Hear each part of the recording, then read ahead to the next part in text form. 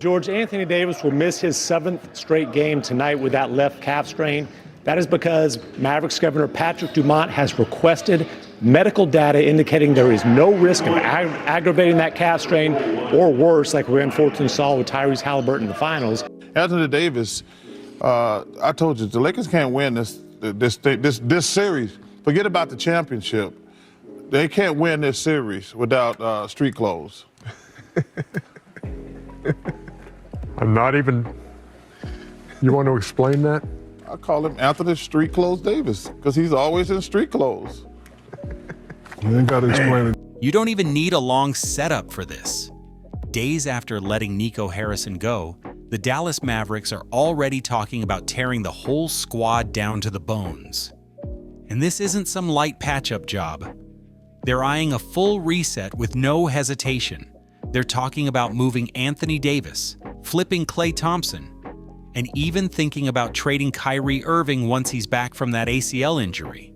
Dallas is ready to aim straight at the 2026 draft and finally build around a future top prospect the right way, instead of gambling on broken plans that never settled in.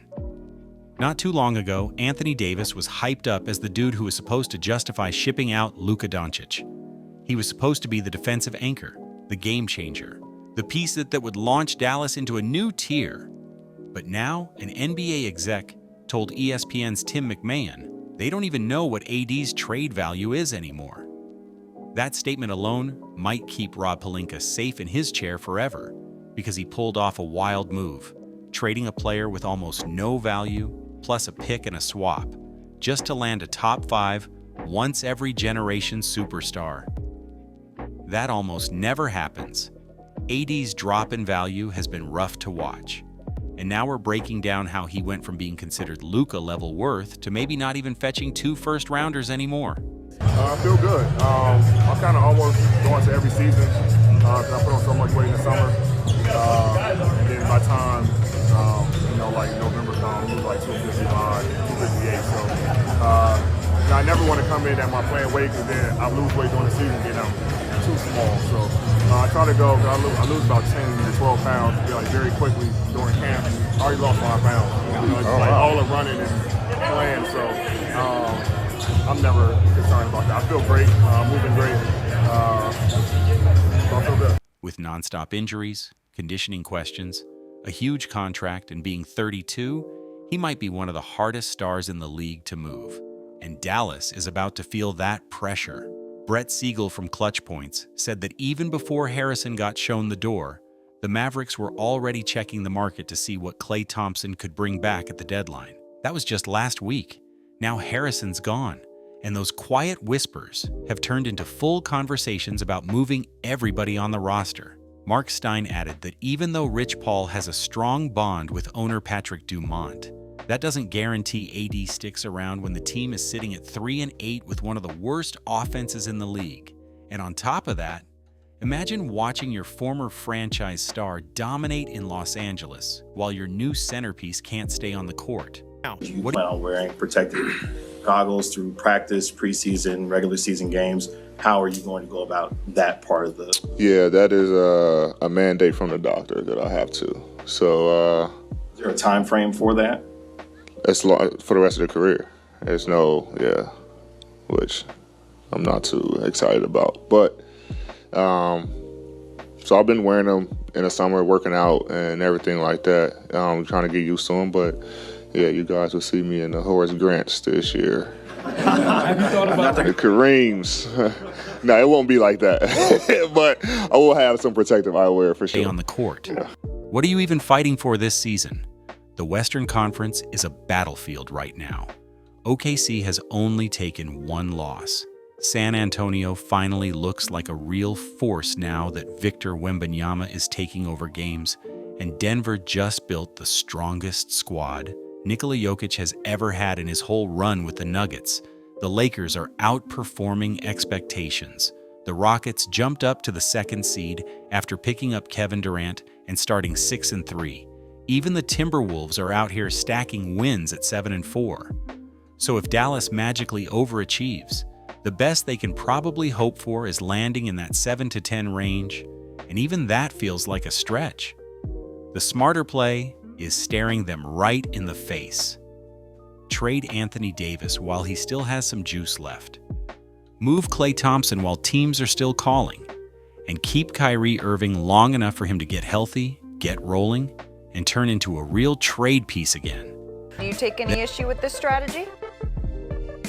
I do. One, because you have a rookie in Cooper Flag who's your #1 pick that's coming in, and what kind of example is that to show him? 2, you're in a tough Western Conference that's loaded. 3, you was traded for an international superstar, and you are that guy on this team right now. You need to come into camp in shape. I'm very disappointed, or a little disappointed, in Anthony Davis, because I thought he would come in and be on the mission this upcoming season. Then once Kyrie's flipped, move him too. Use the rest of this season, and next season if you have to stack picks and finally build around Cooper Flag instead of burning his early years on a roster that isn't going anywhere fast. People don't realize how loaded the 2026 draft class actually is. There's no clear #1 yet, but the star potential is wild. Darren Patterson already has coaches saying he's the best recruit they've ever brought in. AJ DiBonzo is sitting at the top of the rankings, and Cam Boozer, who's known for dominating high-level competition, is right there with him. This class isn't just solid, it might be one of those rare groups that can flip a franchise almost overnight. So if you're the Mavericks, why chase a weak play-in push with an aging, injury-heavy core? Why not call it what it is and reset the right way? And now we're at the real heart of this chaos. What is Anthony Davis actually worth in a trade right now? This is where things get uncomfortable for Dallas. Davis has missed 6 straight games with a left calf strain, and he's only played 5 games total this season. Since joining Dallas in February, he's suited up for just 14 out of 44 games. That's less than 1/3. No front office can build around a star who's barely available, but the problems keep stacking up. Davis showed up to training camp out of shape after eye surgery to repair a detached retina, and he came in about 15 pounds heavier, jumping from 253 to 268. Practice photos made the weight gain impossible to miss, and even now in November, he's still battling soft tissue problems. The irony in this whole situation is almost unbelievable. Dallas traded Luka Doncic mainly because they said he wasn't taking his conditioning seriously enough.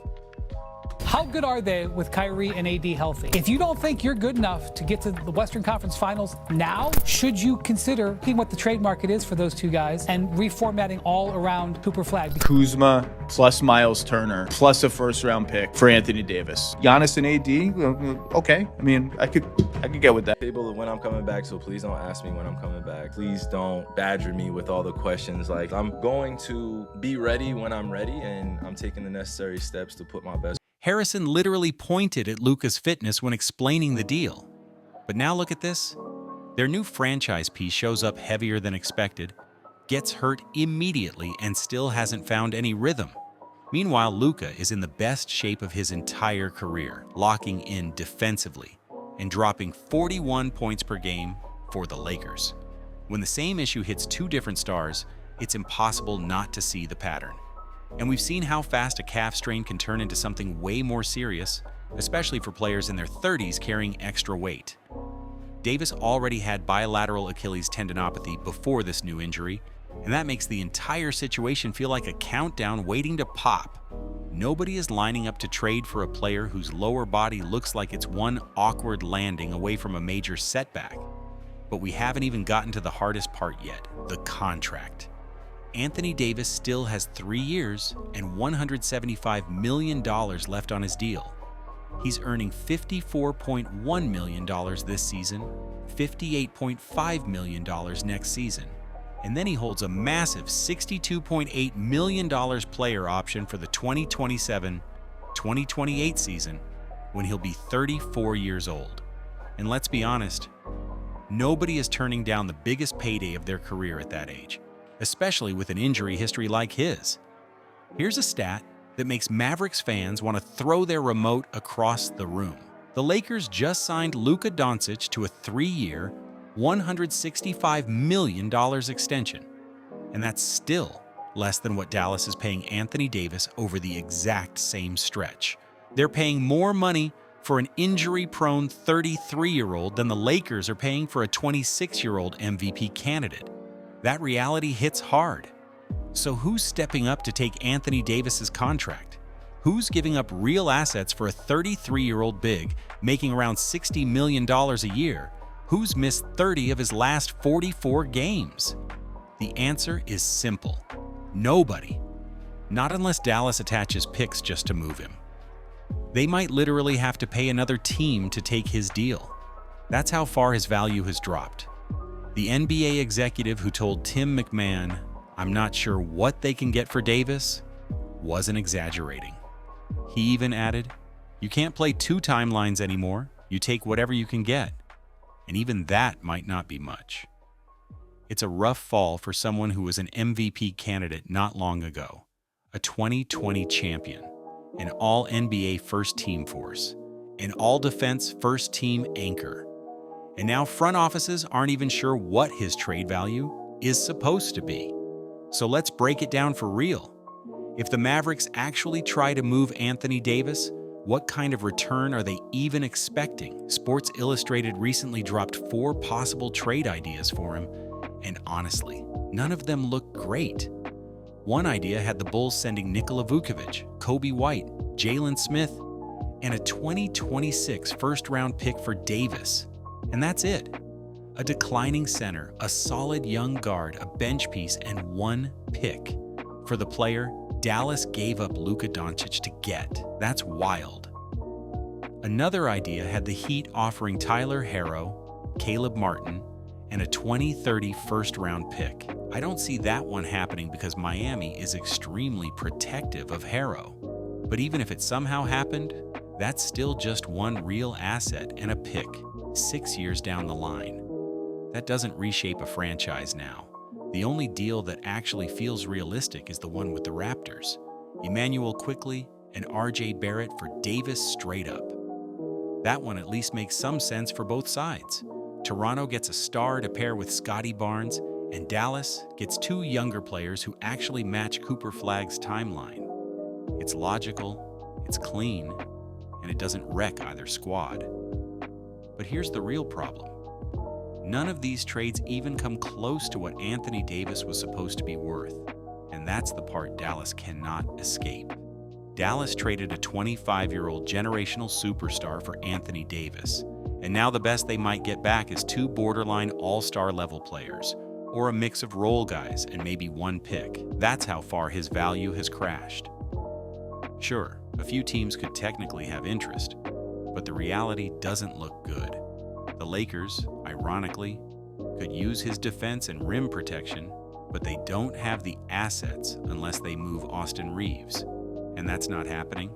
Chicago could take a swing if they want to stay competitive, but they'd have to tear half their roster apart to make it work. Miami is always hunting for big names, but they're capped out.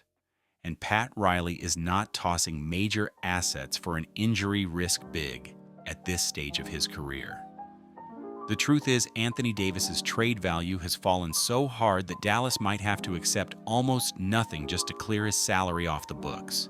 It's like investing in a hyped-up coin and realizing you're cashing out for scraps when it's already too late.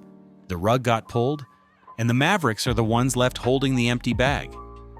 And since we're talking about trades Dallas has to make, we need to talk about Klay Thompson, because the front office was already exploring moves for him even before Nico Harrison got fired. Klay has been struggling this season. He's averaging just 8.5 points and shooting a shocking 29.2% from 3. And this is a player who was once labeled one of the greatest shooters ever. Now he's shooting worse than big men who don't even step outside the paint. His whole game has taken a major dip. Thompson is 35, coming off a torn ACL and a torn Achilles, and without Luka Doncic setting him up for easy looks, his production has collapsed. He can't create his own shot anymore. And he still has 2 years left on the 3-year, $50 million deal he signed in 2024. The only slim bright spot is that a team like the Lakers might peek at him just because of his championship resume. and the idea of pairing him with Luka again. But let's be real, his trade value is at rock bottom. Dallas would be lucky to get a solid role player and maybe a second-round pick. But here's why they still need to move him anyway. Every game Klay suits up is a game where younger players aren't getting real minutes, and the coaching staff isn't learning which pieces actually fit around their future core. If Dallas wants a real reset, they have to commit all the way. And that means moving Klay Thompson even if the return looks rough. Now let's talk about Kyrie Irving, because he's the one player on this roster who might still have legitimate trade value. But there's a major roadblock. He's dealing with a torn ACL and won't be back until December or January. And even that recovery timeline isn't set in stone. Shams reported back in April that there was optimism. Kyrie could return by January. But he made it clear that nothing is guaranteed. He even said on Twitch, "There's no timetable of when I'm coming back," which leaves every team guessing and waiting. Jason Kidd already had to walk back his own comments about hoping Kyrie might be back before the end of 2025, admitting it was more wishful thinking than anything based on real medical info. The truth is, Kyrie might not be fully ready until February or March. And when you're talking about a 33-year-old coming off a torn ACL, every front office pays attention to that. But here's why the Mavericks still need to think about moving him anyway. Irving is under contract through 2026-2027 with a player option on that final year, and he's making $43 million this season. And when that deal gets closer to expiring, he's definitely going to want a new extension. So the question becomes real fast.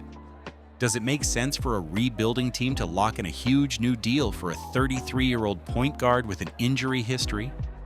Or do you flip him while he still has serious value and bring in younger pieces or picks that actually fit your future timeline? The smart move is simple. Wait until Kyrie is healthy. Let him get a month or two of strong games to remind the league he still has that superstar spark, and then move him at the deadline. There will always be contenders desperate for a guard who can shift an entire playoff series. Maybe the Heat, maybe the Clippers, maybe some surprise team that falls apart early and needs a jolt. And on his best days, Kyrie is worth way more than Davis or Thompson right now, and Dallas cannot afford to waste that advantage. So if the Mavericks really plan to trade everyone and hit the tank button, the real question becomes, what exactly are they tanking for? The 2026 NBA draft class is already being talked about as one of the strongest in years, with 3 or 4 prospects who look like legit franchise players. That's the kind of class you actually tank for. If the Mavericks land a top 3 pick in 2026, Cooper Flagg finally gets a running mate who fits his timeline. Imagine Flagg alongside someone like Patterson or Bonzo growing together for the next decade. That's a foundation you can build around. Something way more valuable than scrambling for a play-in spot with an older, injury-prone core that can't stay on the floor. Now let's talk about Cooper Flagg, because he's the reason any of this matters at all. Flagg was supposed to be the big payoff for trading away Luka Doncic, a young, generational-level talent who could grow into the next true franchise star. And he is incredibly gifted, but he's also just 18. And being thrown into a broken system with no real point guard and no functioning offense. Flagg has been misused from the very first day. Jason Kidd tried turning him into a primary ball handler when that's not his game at all, and the lack of spacing and shot creation around him has made it almost impossible for him to look like the player he can really be. That's a tough spot for any young talent, especially someone still learning how the league works. But with Harrison gone, Dallas finally has a real chance to reset everything. If the Mavericks move Davis, Thompson, and eventually Kyrie, they actually check off several major boxes at once. First, they free up a ton of cap space for when Flagg is fully ready to start competing at a high level. Second, they can start stacking picks and young pieces that actually match his timeline. Third, they can bottom out in 2026 and go get him a real partner, someone his age, not older vets trying to hang on for one last run. Look at what the Thunder did. They traded everybody, loaded up on a mountain of draft picks, and now they're one of the strongest young teams in the league, with a core all hitting their primes together. That's the blueprint Dallas should follow, not this win now, with pieces that don't fit and hope everyone stays healthy routine that never works. The Mavericks actually have a shot to do it right this time. They already have a generational talent in Cooper Flagg. They can position themselves for another elite prospect in 2026, and they can clear huge cap space by moving their older, expensive vets. Everything they need for a true rebuild is sitting right in front of them. The real question is whether the Mavericks have the guts to fully commit or if they're going to keep dragging this mess out. Because the absolute best-case scenario for keeping this roster together is maybe slipping into the play-in and getting bounced immediately. Maybe they finish 10th or 11th and miss the playoffs altogether.